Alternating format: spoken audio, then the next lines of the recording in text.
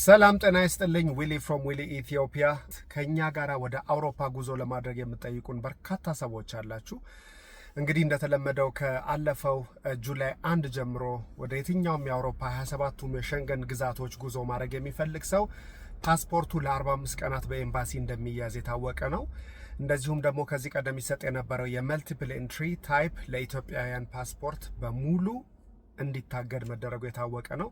ነገር ግን በማንኛውም ጊዜ ባስፈለገ ጊዜ ጉዞ ሲንግል ኤንትሪ እሱም 45 ቀናት ፕሮሰስን ከወሰደ በኋላ እየተሰጠ ይገኛል።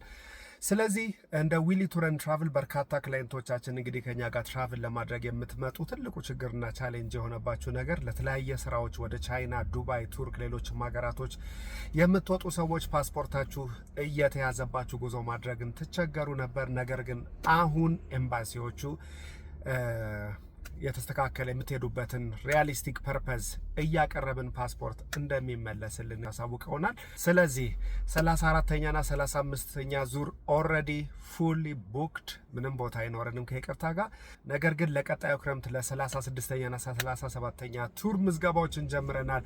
በአመት አንድ ጊዜ የምናደርገው ትልቁ የቱር ፓኬጃችን እንግዲህ በዲዝኒላንድ ፓሪስ የሚኖረን ቆይታ ለልጆች ከኦገስት ጀምሮ እንግዲህ ፈርስት ዊክ ኦፍ ኦገስት ጀምሮ ጉዞ እናደርጋለን። ለዛ ፕሮግራም ደግሞ ኢን አድቫንስ ወይ አስቀድመን ፕሮሰሶቻችንን እንጨርሳለን። ስለዚህ እነዚህን ጉዞዎች አቴንድ ማድረግ የምትፈልጉ ቤተሰቦቻችን መደወል ትችላላችሁ። የፓስፖርታችሁ ጉዳይ ከዚህ በኋላ አሳሳቢ አይሆንም።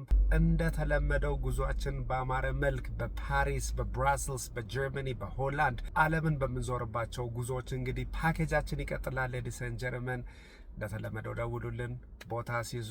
ቴንክ ዩ ሶ ማች። ዊሊ ፍሮም ዊሊ ኢትዮጵያ። መልካም ቀን። ዊሊ ኢትዮጵያ።